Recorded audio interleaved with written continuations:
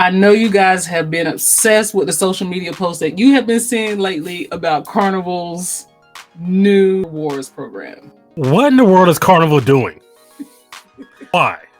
What in the world? So, y'all gather around, let's talk about it. If you have been a loyal Carnival cruiser for years, Carnival has decided that they are going to be changing up their VIFP program, which is starting in 2026, going to be called Carnival Rewards. So the changes have been mind-blowing and not in a good way.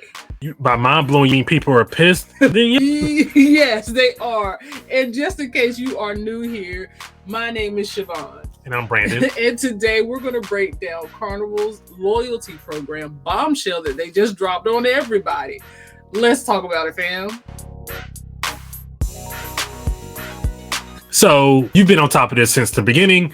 Please tell me what happened with the VIFP program. So this month, June 2025, a couple of days ago to be exact, Carnival dropped this massive announcement. They are completely retiring the VIFP club. Why? Exactly. The loyalty program that we have had since 2012. 13 years of building customer loyalty, and they're just scrapping it. That seems entirely unnecessary and does not seem very customer friendly at all.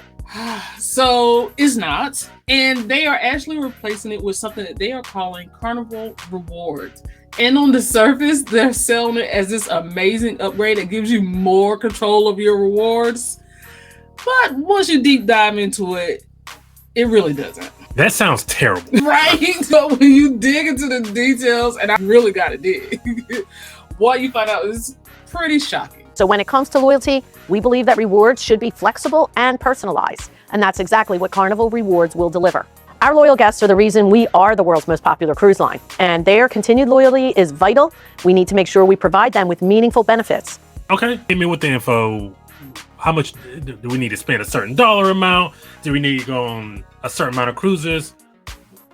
Give me the information. Okay, so let me just put it this way. If you are currently diamond status and you want to stay diamond status, you're going to need to spend over $33,000 every 2 years to keep that status. $33,000 every 2 years? Yes. I'm not good at math, but that seems like a lot of cruises that you'll have to take. Yes. And so with the current VIFP system, it's really simple. You earn 1 point for every night that you cruise. That's it. I was about to say, even for us people who are not so great at math, that's very understandable and easy to get. Yeah, exactly how it breaks down. You cruise a night, you get a point. The blue tier is for the first cruisers, okay? So first cruisers, you get on the ship, first time cruiser, you get a blue card. Everybody knows you're a first time cruiser. They sometimes joke you, sometimes they treat you a little special, just so they want you to come back and have that great experience. If you're a red card, that's your second cruise. And you kind of have a red card status for a little while, at least until you get 25 sea days under your belt, right? Then you switch to gold. That's 25 nights at sea and up, where we currently sit. Okay? Once you get the gold, you have to wait a little bit before you get the platinum. But that's okay. You know what you're working towards. You're going to spend a little extra money to get to that 75 night status so you can become platinum. There was already a wide chasm between gold and the next tier with the 50 sea days in between. Yes. That's a lot of sea days. It is. Roughly 10 to 11 7-night cruises, right? Depending on how often you cruise. If you cruise like us, you could probably rack that up pretty fast if you're cruising just Carnival. Within 3 to 5 years, probably. Yeah, depending on how often you cruise. Yeah. But then we're talking about our diamond folks. And those are the people who are going to need to spend a lot of bread to keep diamond status, because most of these people have been cruising with Carnival for a long time and they have about 200 nights at sea. So diamond cruises is probably anywhere between 28 to 30 cruises, which for most people, if you love Carnival, is pretty doable. Yeah. That's a lot, but it's achievable. So here's the beauty of it all. Once you earn that status level, you keep it for life. In the current program, you keep it for life. So the current program means you no longer get to do that. So if you've been working towards diamond and all those upper statuses, you don't have to worry about that anymore. That's right. That's how the current program works, okay? And I know people who have been diamond for years. And we know people who are coming up on diamond very, very soon. They're not too happy about this. Right. So now people know what the current system is. Let's go ahead and introduce them to this, whatever this is. All right, so let's talk about it. So, according to Carnival's president, Christine Duffy, the problem is that there's too many people achieving high status. So wait a minute. There's too many people sailing on our cruises, so they have high statuses. I'm sorry. Somebody's going to have to break that down to me because that doesn't make any sense. Like, especially given they've scaled down what you get with those upper tiers. So it's not like Carnival are like losing out on money. Like, that doesn't make any sense to me. It reads, well, too many people are cruising us and getting this free stuff off of us, and we want that to end now. Well, this is a direct quote from Christine. She said that they've doubled platinum guests and quadrupled diamond guests in just 3 years, and that their ships cannot afford special recognitions when so many people are top tier. So having all these people who have sailed your cruises, you've turned that into a problem? Yes. Instead of figuring out how to serve people, we're just gonna fix the problem. Again, that seems anti-customer to me, but go on. Okay. First, they're eliminating the blue tier altogether. So no more blue tier. Everyone starts at red. But here's the kicker. Status is now based on spending and not nights. Oh, okay. Now I get it. So you want people spending more money, not necessarily spending more days on your cruises.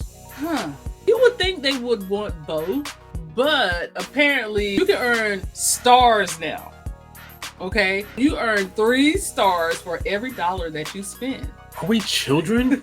In tandem with points, guests will earn status qualifying stars to unlock higher status levels. This puts guests in the driver's seat of their status. I'm just saying, you earn 3 stars for every dollar that you spend. So if you want to get to gold status, you need 10,000 stars. So no more blue. You start at red. Everybody has a clean slate at red. You need 3 stars for every dollar that you spend. And the gold stars, in order to get gold, you need 10,000 stars, which is about $3,334 in spending every 2 years. Now, baby, that might not be that bad because the prices of cruises right now, you could probably do that in 2 to 3 cruises. I think my problem is, might be how much you're spending on cruises anyway, but just for optics sake, I don't think this is going to serve them very well, but I guess that's a different topic altogether. Yeah. Let's stick to the program, and we can get into the optics later. You're right. Okay. You're right. I'm a little fired up. Okay, you got it. So you have to do this every 2 years. So instead of having lifetime status now, you have to spend this money every 2 years. And platinum, if you want platinum, you don't have to have platinum, but if you want it, you need 50,000 stars. So that's $16,667 every 2 years. So for a average cruiser, now I will consider ourselves above average cruisers. Average, yes, absolutely. So we're lucky 5-6 cruises a year. Mm-hmm. So basically, they're boxing you in where you can't take any other cruise line because $16,000 in 2 years. For an average cruiser, yes, you're never getting a platinum. If you have to do this every 2 years, you're never getting a platinum. It was already a stretch to get the platinum. Haven't been in platinum when we started cruising with Carnival in 2017. Right. So it was already a stretch to get the platinum from 25 to 75. That's a long haul. Yes. You'll be tough to do that in 2 years. Yes. So now they're asking you to spend $16,000 or more to get to the platinum status every 2 years. Yes. You're just not. I can't believe somebody sat in a room and like they're just catering to a newer, trying to cater to a higher echelon client. Cruises more often, but even now, let's say you do take a 7-night cruise and that's $3,000. You have to take 5 of those in 2 years, so you have to forget any other cruise line and just do Carnival every 2 years. Like, it just doesn't make any sense. But that's if you want status. And let's think about this, because some of the times when we cruise Carnival, depends on the type of cruise and how long we're sailing. Between the two of us, our cruise will probably be close to $2,000. Yes. $3,334 every 2 years. If we're splitting that down the middle, we're doubling the amount of cruises that we need to take. Because it's not saying, hey, you need to earn that as a couple. You need to earn that as an individual. Okay. So even though we did go back into the optics a little bit, let's really back in and get back into the rewards, because that leads us to Diamond. So in order to get to Diamond, that's where we're looking at that $33,000 number. Exactly $33,334 every 2 years to maintain Diamond status. So basically you're telling me they're basically trying to cater to a higher level of spender for you to be able to get status. Opinions. We're here talking about. He's so passionate about this. We're just giving the details. I'm very pro-customer, and this is not pro-customer at all. I know. I'm a little angry about it. So, about people on Diamond currently. Okay, they're getting a grace period. For our Diamond guests, which is our highest status level, we are going to be extending the complimentary grace period for 6 years. So 6 years for Diamond members, 2 years for everyone else. Then they have to requalify under the new system. So after the 6 years, yes, they have to start over. Yes. So someone who earned Diamond by being loyal for 15 years now basically has to become a high roller to keep their status. The people who are like the platinum and tier and diamond tier, like what benefits are they losing? Because it's really, I feel like, really affects them the most. What benefits are they losing? Okay, so they're actually cutting benefits. The VIFP parties that they used to have, they're now gone. Specialty dining credits, gone. Upgrade certificates, nixed. So they're making it harder to get status and giving you less when you get it. So they're taking all this away. They want you to spend more but give you less. Who does this actually benefit? Okay, yeah, no problem. We can talk. It's got to benefit somebody, right? Yeah. If you're already booking suites, buying drinks, gambling heavily, taking multiple expensive cruises per year, it's benefiting you. So they're trying to basically cater to a higher echelon of client. Is basically what this is. Well, high spenders is what we'll say. Business travelers whose companies pay, affluent retirees in luxury cabins, heavy casino players. But one of the things that Carnival's brand, this is their brand, they are more than any other cruise line, they are for the everyman, the every person. That is who I feel like also. Is Carnival America's cruise line? I believe so. Okay. But I feel like they're just alienating. I feel like they're just alienating literally everyone. They're alienating like the people who enjoy Carnival for what they are. Right.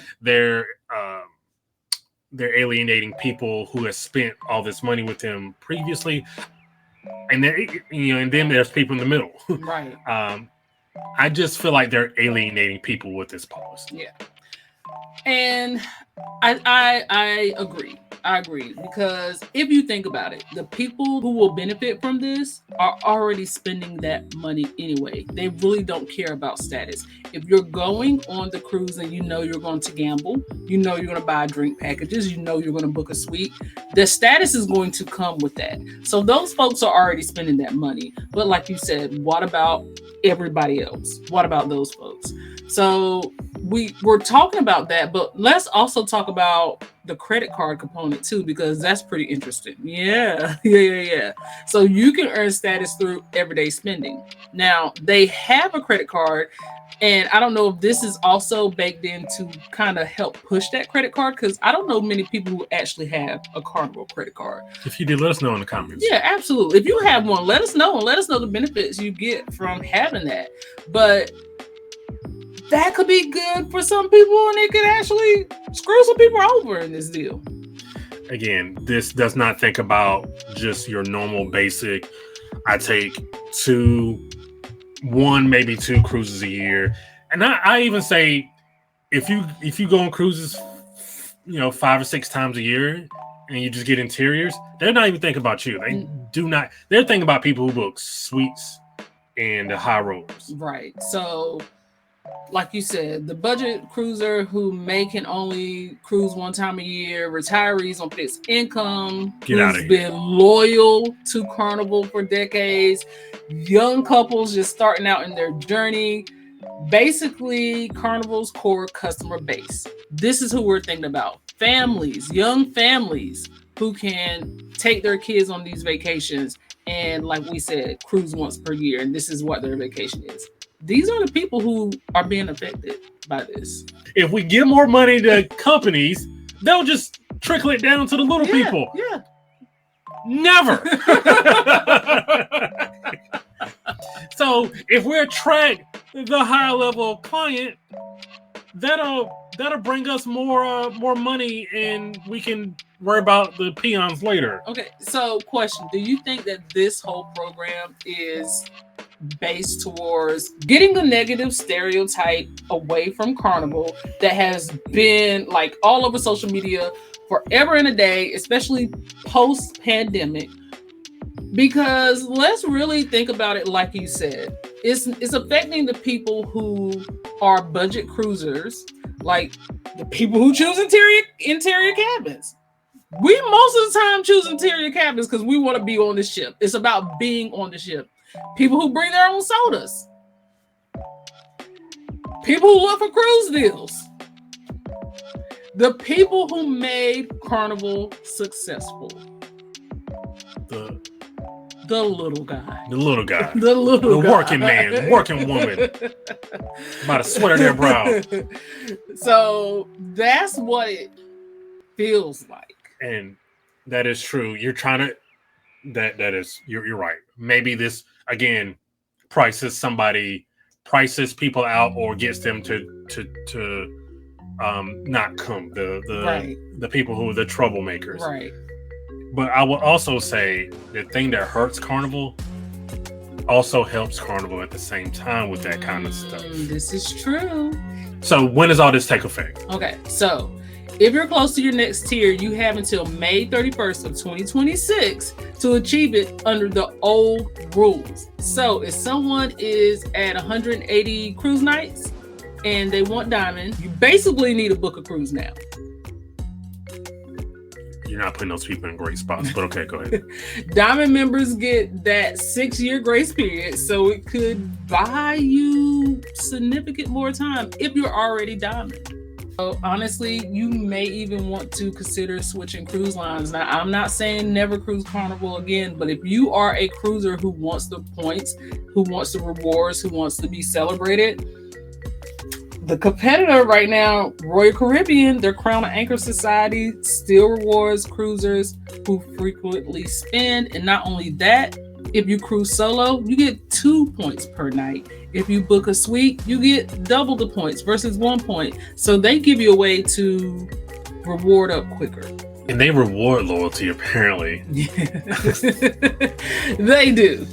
Another option would be Norwegian's Latitude programs, Prince's Captain's Circle, Celebrities Captain's Club, and all of them have more reasonable requirements. Again, because these other cruise lines, like let's say, they were already taking a kind of a foothold, like a share, a market share of Carnival anyway over the last couple of years, because Carnival is kind of also shared this, like, they're not as cheap as they once were. These Right. other cruise lines are having amazing deals all the time. So they are already losing a market share to those other cruise lines. Yes. Now I can see them losing even a higher, market share of those cruisers. Yes.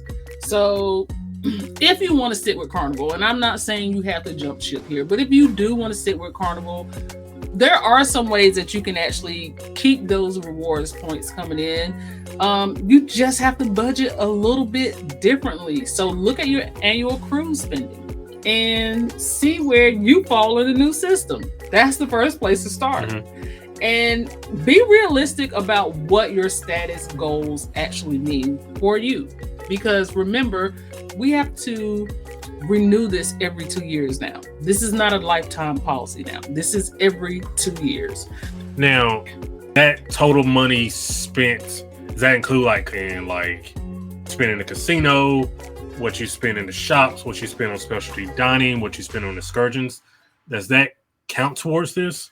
The Carnival credit card actually might help you bridge the gap if you spend enough and put things like gas, groceries, and other alternative items on that credit card, your everyday spending. But then you just feel like, I just feel like you're using, like, it's all transactional anyway, but it's almost like you're trying to upsell me on your credit card as, like, it's like you're playing a gotcha. Alternative. Right. Yeah. So I feel like you're playing a gotcha game. Yeah. And I don't like gotcha games. Right, because honestly, they could have just added more tiers above Diamond if they wanted to extend the program and kind of build more of a, hey, this is what you need to do. Yeah, they could have revamped it because, I guess eventually you will run out of elements on the periodic table. So I guess they could have just revamped the names. But you're right. They could have done something other than this. Yeah. So I think a lot of people are going to do exactly what we probably think they're going to do. We have a clear example of Southwest in the back luggage policy, and other airlines swooping in and saying, hey, if you're a Southwest customer, come on over here, we'll treat you just fine. So do you think that this is going to be a thing that other cruise lines are going to take advantage of? Absolutely. They'll be smart to absolutely try to take advantage of this. I just, you see, it's like, not to use like an ocean term, but if you smell blood in the water, I feel like you got to go try to attack this in some way. Again, I just think they'll be dumb not to. Yes. So for me, I'm 12 days away from Emerald on Royal. I love Carnival. God knows I do. You got to start it in this game. But listen, if I can earn status quicker on Royal, it may actually for us, because we are the minority here. We are the people who are looking for a great deal on a cruise so we can cruise more often. We're going to go with the cruise line who's going to reward us at the same time. And also, I didn't think about this. Like the Conquests and the Valors. If you want status, and again, not maybe the people who are selling the Conquest and the Valor and the older ships, maybe they don't care about status. They're just trying to get them for a good time. But if you try to use those cruise ships to get status, what's the point? Like, what's the point of that now? Yes. What's the point of going on the Conquest or the Valor or any other older ships now? This is true. So now, where you think you're gaining, you're actually losing. This seems like a own goal. Like, this feels like just stepping on a rake for no reason. Yeah. Okay, so I know we got in our feelings a little bit here. A little bit. We're going to try to bring it home for you guys. I hope this video helped you guys understand what is going on with this rewards program. If it is helpful to you and you have decided that you want to stick it out with the little guy, or you might want to just jump ship and find another rewards program, go ahead and hit that thumbs up for us. subscribe, and comment. And let us know in the comments, are you sticking with Carnival or are you jumping ship to another cruise line? We also read every comment and we love hearing your thoughts. Until next time, Parker's out.